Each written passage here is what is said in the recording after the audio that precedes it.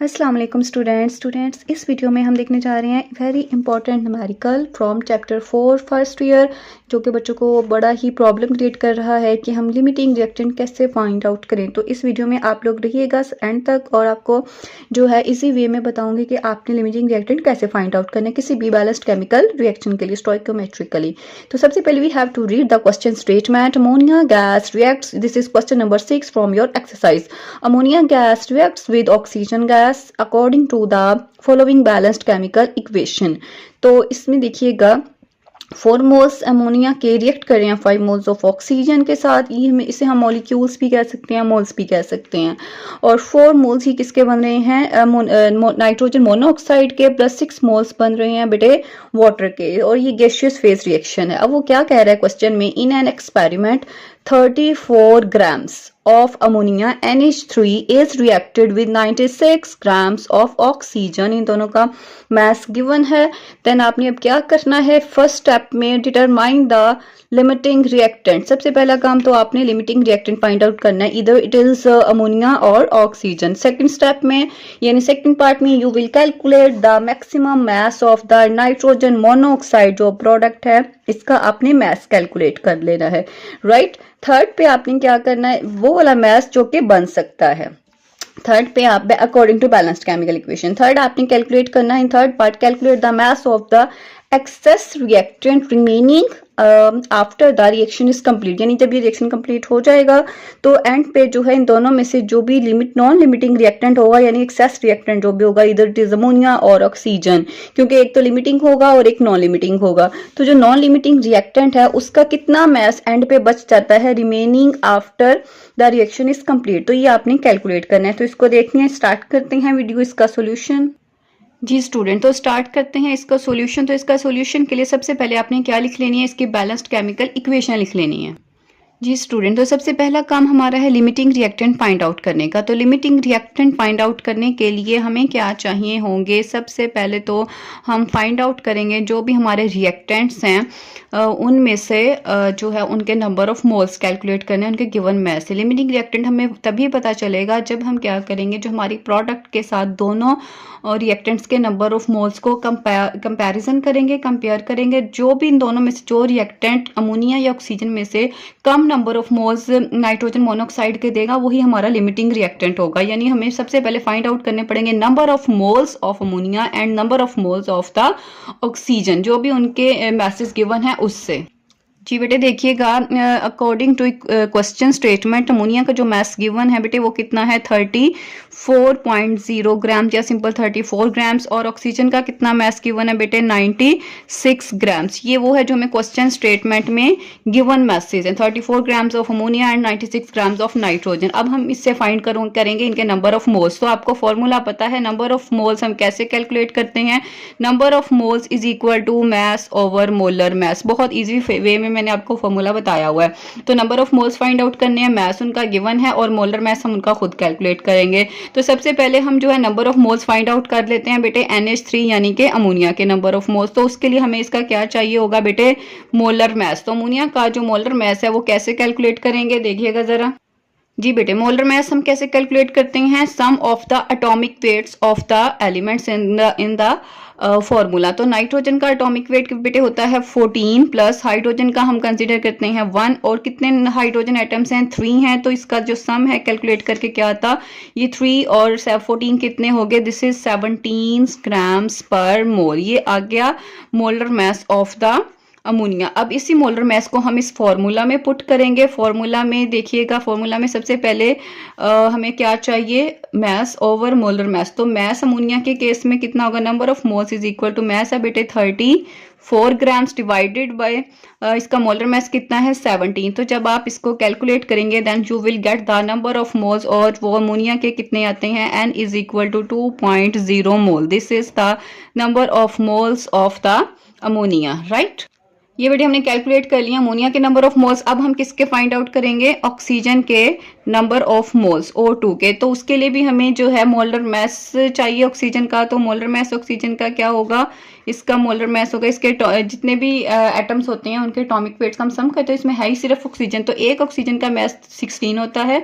तो O2 molecule में 2 oxygen है, तो यहाँ पे 2 आएगा, तो 16 टू द 32 ग्राम्स पर मोल आ गया बेटे molar mass of the oxygen. तो हम वही फॉर्मूला यूज करेंगे, number of moles is equal to mass over molar mass. तो ऑक्सीजन के केस में जो मास गिवन है बेटे वो कितना है 96 ग्राम्स, डिवाइडेड बाय इसका मोलर मास है 32। तो बेटे इसको जब हम डिवाइड करेंगे then we will get the number of moles is equal to 3.0 moles. ये आगे किसके केस में बेटे, these are the number of moles of the oxygen. तो हम इन दोनों के नंबर ऑफ मोल्स मिल चुके हैं। अब इनके नंबर ऑफ मोल्स के साथ हम कंपेयर करेंगे नाइट्रोजन मोनोऑक्साइड के नंबर ऑफ मोल्स और फाइंड आउट करेंगे कि दोनों में से लिमिटिंग रिएक्टेंट कौन से वाला है।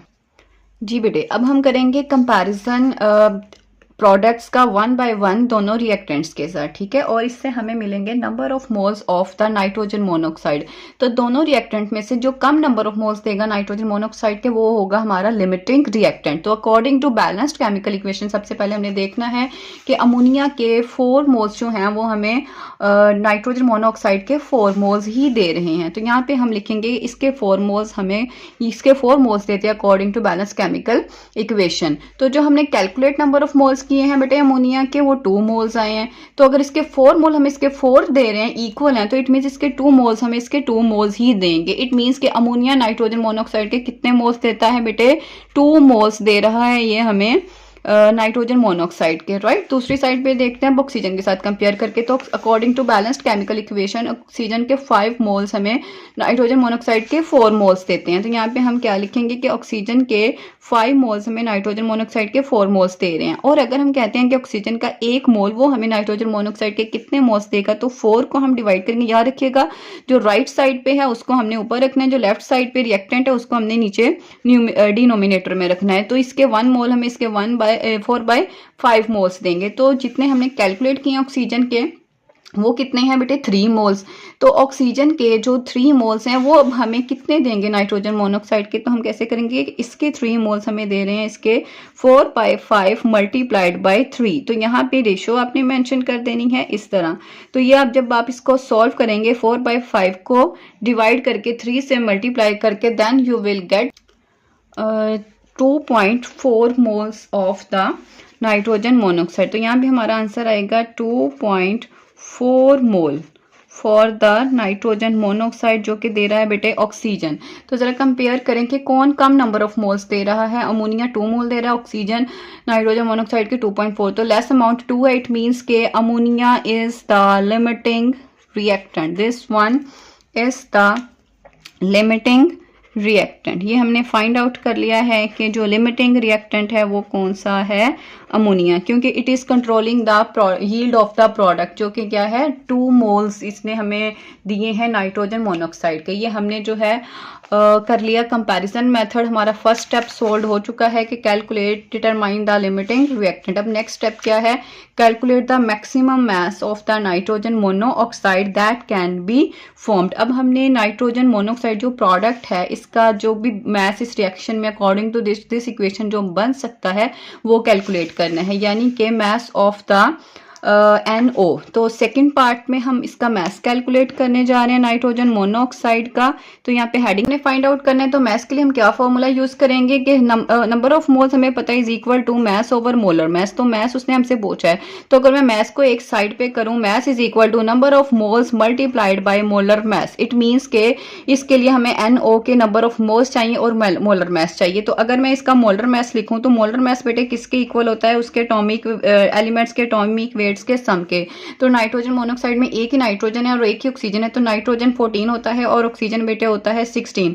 तो इन दोनों का सम हमारे पास क्या बनता है, दिस इज द 30 ग्राम्स पर मोल, राइट स्टूडेंट्स। तो ये हमें क्या मिल गया है बेटे, मोलर मास। तो इस फॉर्मूला में मोलर मास लगा देंगे, कितना है molar mass molar mass is 30 grams पर मोल। और नंबर ऑफ मोल्स अब हमने NO के कौन से यूज करने हैं, देखें हमने दो तरह से निकाले, अमोनिया के साथ कंपेयर करके और ऑक्सीजन के साथ कंपेयर करके। तो एक्चुअली इसके नंबर ऑफ मोल्स बेटे वही हम लेंगे जो कि हमें लिमिटिंग रिएक्टेंट दे रहा है, और वो कितने हैं 2 मोल्स। तो इट मीन्स 30 को हम 2 से मल्टीप्लाई करेंगे, then you will get its answer will be 60 grams is the mass of nitrogen monoxide that is reacted in this reaction. मतलब कि इतना मैक्स हम एक्सपेक्ट कर सकते हैं जो कि इस रिएक्शन में कंज्यूम हुआ न्यू बना है, ठीक है, इसका इतना मैस बना है इस केमिकल रिएक्शन में। ये हमने सेकंड पार्ट सॉल्व कर लिया है, मास ऑफ द नाइट्रोजन मोनोऑक्साइड। अब थर्ड पार्ट जो जिसमें स्टूडेंट्स को बहुत ज्यादा इश्यू फेस करते हैं वो आप लोगों ने ध्यान से देख लेना है, वो है calculate the mass of the